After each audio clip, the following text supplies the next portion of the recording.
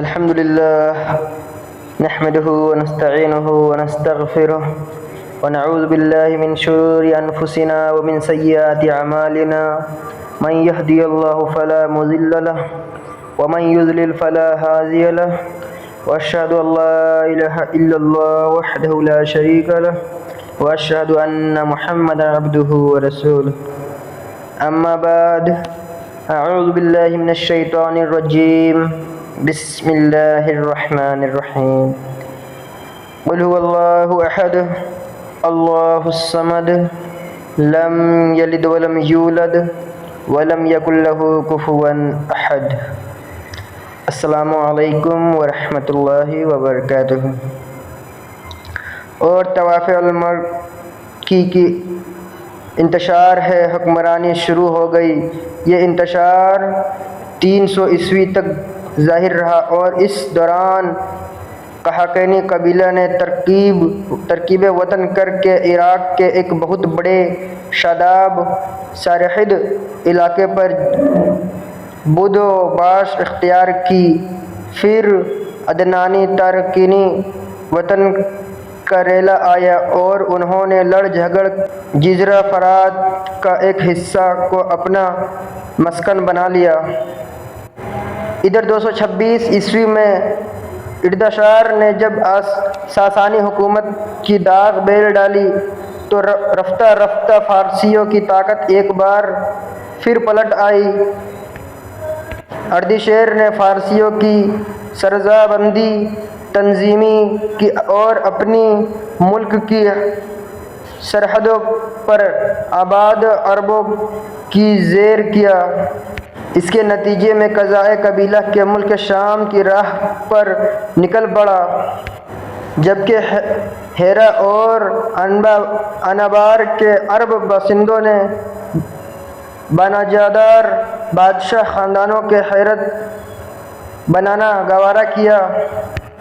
Ardashir کے عہد میں ہیرا بادیہ العراق، عراق کا صحرائی علاقہ اور جزیرہ کے رویے اور مصری قبیلے پر جزیمہ الوضح کی حکمرانی تھی۔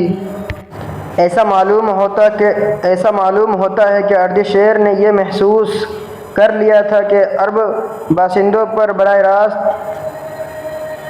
حکمران اور انہیں سرحد پر لوٹ مار سے باز رکھنا ممکن نہیں، بلکہ اس کی صرف ایک ہی صورت ہے کہ خود کسی ایسے عرب کو ان کا حکمران بنا دیا جائے جسے اپنے قبیلے کی حکومت اور تائید حاصل ہو۔ اس کا ایک فائدہ یہ بھی ہوگا کہ باوقت ضرورت رومیوں کے خلاف ان سے مدد لی جا سکے گی اور شام کے رومیوں نواز عرب حکمرانوں کے قبیلہ عراق کے ان عرب حکمرانوں کو کھڑا کیا جا سکے گا۔ جزیمہ کے پاس فارس فوج ایک یونٹ ہمیشہ رہا کرتی تھی جس سے بادیہ نشین عرب باغوں کی سرکوبی کا کام لیا جاتا تھا۔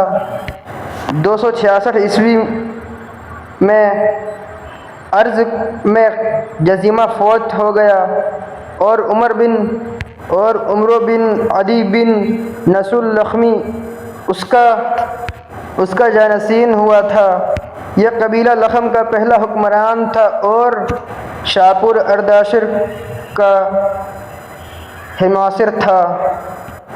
اس کے بعد قباز بن فیروز کے عہد تک ہیرا پر لخمیوں کی مسلسل حکمرانی رہی۔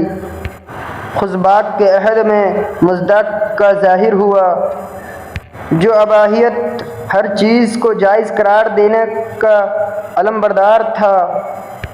قباز اور اس کی بہت سی رعایا نے مزدق کی ہمنوائی حمایت کی۔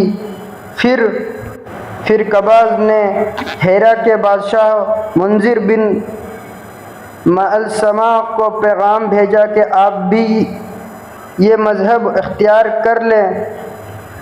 لیکن منذر بڑا غیرت مند تھا اور اس نے انکار کر دیا۔ نتیجہ یہ ہوا کہ قباضہ نے اسے معزول کر کے اس کے جگہ مزدگی کی دعوت کر کے ایک پیروکار حارث بن عمر بن حجر کندی کو ہیرا کی حکمرانی سونپ دی۔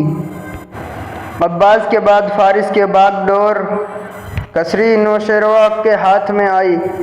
اسے اس مذہب سے سخت نفرت تھی۔ اس نے مذہب اور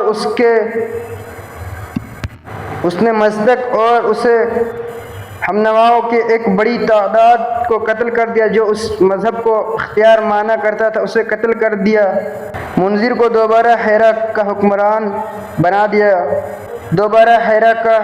بنا دیا اور حارث بن عمر کو اپنا کہا بلاوا بھیجا، لیکن وہ بکر کے علاقے میں بھاگ گیا اور وہیں پہ پوری زندگی گزار دی۔